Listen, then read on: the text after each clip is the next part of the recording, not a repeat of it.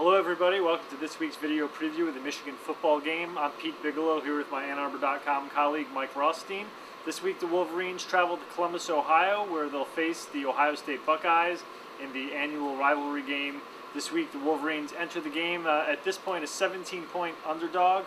Mike, why don't we take it away and start with that? Can you believe that Michigan in this historic rivalry enters the game that far behind? Yeah, I can, but Vegas hasn't exactly been right all that much this year. Consider last week, Wisconsin was only a 4.5-point favorite, and if you took Wisconsin, you made a lot of money. And anyone who was going into that game saw that and saw the way Wisconsin played and the way Michigan had played, and I mean, it was easy money. And Vegas necessarily isn't trying to predict the outcome of the game as much as what the gamblers will bet on either side. But what does it say about the state of the Michigan football program that they entered this game 18-point dogs to Ohio State? Oh, it says that Vegas thinks they have no chance of winning, and there's one thing I've learned in my life: always trust Vegas, because Vegas always wins. It really does. Why don't they have a chance in winning?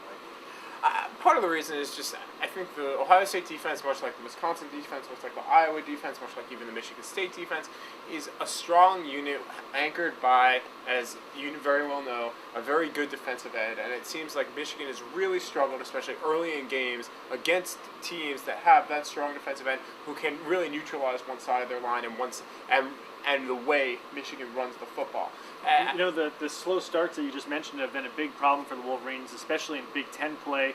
We saw it against Michigan State, Iowa, certainly saw it last week against Wisconsin, where the Wolverines fell behind 24-0 at the half. It's the first time all season that they'd been held scoreless in either half of the game. Why does Michigan seem to struggle coming out of the gate and just be a little flat? You know, I hate to sound like Rich Rodriguez, but if I had the answer there, I think the problem is that they're just maybe not hyped up enough for it.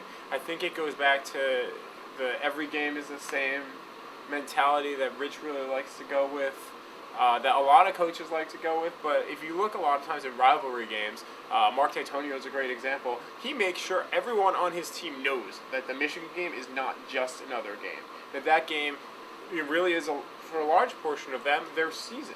And if you look at what it's done, a lot of times, because it's always in the middle of the season, Michigan State's fallen off afterward, no matter who the coach is. But I think right now, in this juncture, Rich has to look at it and tell all of his players, listen, this is Ohio State.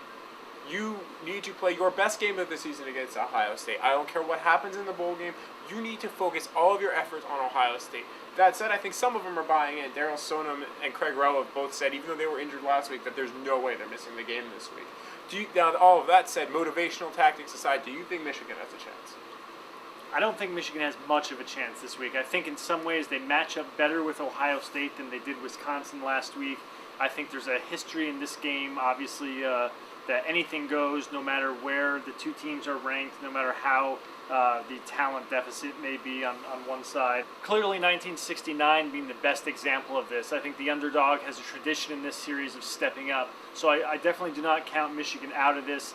That said, it's really tough in Columbus to really think that Michigan has a chance this year of ending the losing streak to Ohio State. So that's why I like Ohio State in this game, probably 35-28. What about you, Mike? Well, Pete, Ohio State is going for their 6th consecutive either share of or outright Big Ten title. Plus, they need to play well enough to impress pollsters that they should be a BCS team, and they need to be able to keep their BCS rank high enough so that way they're above Michigan State.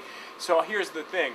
Ohio State's not going to let up like they've done in past years. Jim Tressel's not going to go into a shell like he's done in past years. I think Terrell Pryor has 4 or 5 touchdowns. I think Ohio State's offense rolls. I think their defense does what they've done to a lot of opponents this year, which is stifle them for a half to 3 quarters. And I think Ohio State rolls in this one, 42-28. But I also think Michigan will end up in the Inside Bowl.